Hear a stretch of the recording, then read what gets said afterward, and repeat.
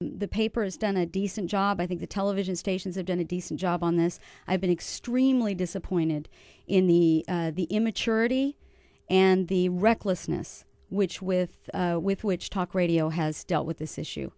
We are talking about somebody's life, and there are people who claim to have journalism experience who ran with this as if it were truth and not a rumor. Now, I don't know what the truth is, and I don't know what the relevance is.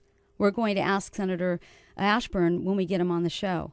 But I just think people have been so reckless with someone else's life, so bitter with their own whatever feelings they have for him, that they actually, it was like sport for them, mocking him and tearing him down and jokes. It's gross. And I don't think it reflects this audience. I don't think that behavior reflects people in Kern County.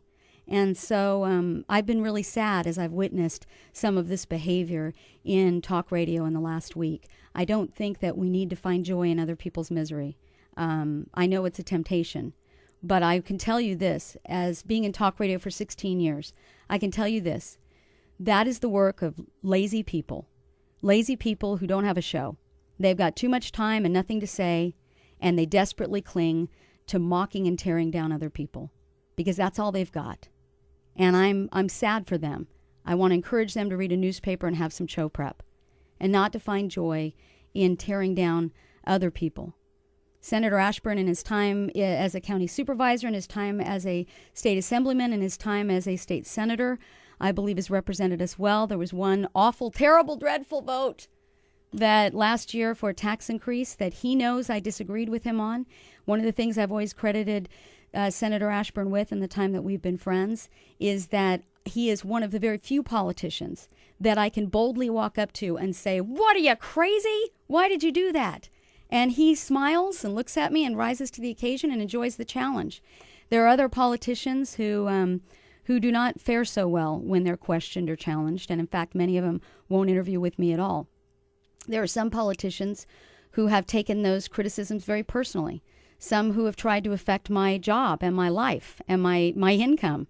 And I tell you, even those who have been cruel to me and cruel to people that I love and people that are my friends, I would not find joy even in their destruction. I would not get on the air and celebrate their misery. Are they accountable for their mistakes? Yep.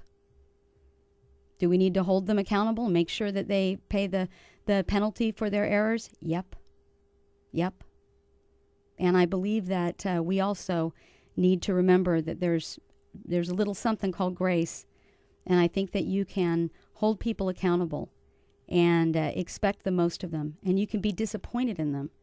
And you can do it in a way that is responsible and, mature.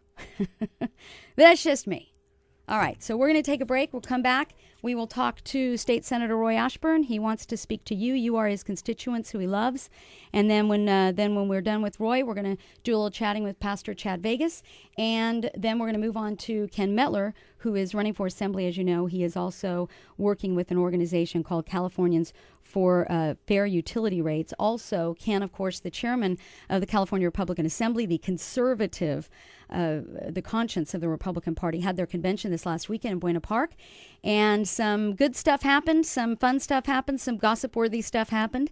And we'll talk to Ken about that as well. Who the most conservative Republican organization endorsed in every race that they were asked to endorse in. We'll find out from Ken who they threw their love to. Welcome back. My name is Inga. This is the Inga Barks Show on KERN, Kern Radio, now bigger and better at AM 1180. Coming up on the show, High School Board Trustee Ken Mettler. He's also an assembly candidate, and we're going to talk about the PG&E rates, your utility rates, and what some local citizens and hopefully valley-wide citizens are planning to do to address the high rates that we pay as opposed to other places in the state of California.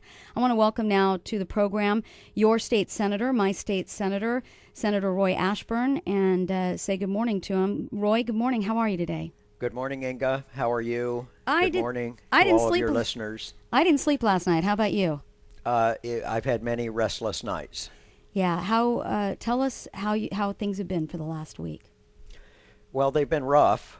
A lot of soul searching and so many calls. And so for those of you who have called or written or emailed me to express your support, I appreciate it so much. But I brought this on myself, and so if I've had restless nights and it's been difficult, it's all because of my doing. What led you to that night and that DUI? I mean, what were you thinking? You were in our vehicle and out drinking so early in the morning. You're a state senator. What brought this about, Roy? Well, obviously I should not have done that, and I have been arrested for driving and drinking, and I will, and I hope that I do pay the consequence for that in the same manner that anyone would. It's wrong. It's very dangerous behavior. What is the consequence? Do you know? I mean, in the courts, there's obviously going to be something. I'm not sure what happens in the courts, but what happens in the Senate? Well, again, this was my driving. The state vehicle. I have personal use on that because I pay a share of the cost each month for that vehicle, and I provide my own insurance. So obviously I've lost my driver's license and I've lost the use of the vehicle, but those are the same consequences that anyone would face. Yeah, of course, the difference is you are a public person and ultimately accountable to us for this act, right? Well, I've always believed that I could keep my personal life personal and my public life public, but through my own actions, I have made my personal life public, and I owe explanation to my constituents and to the people who have been so kind to me through the years. I want to offer you the opportunity to give that explanation. Do you want me to ask you the question, or do you want to just tell people? Well, I am gay, and so I those are the words that have been so difficult for me for so long. But I am gay, but that it is something that is personal, and I don't believe I felt with my heart that it, being gay wouldn't affect how I do my job. Again, what happened through my own actions the other night changed all that. Yeah. I've never felt it relevant about people's private lives, about their sexual orientation. It's never been relevant to me, but I know for many this has been relevant. They felt that you were contradictory if it were true because of your votes. I would love you to respond to that.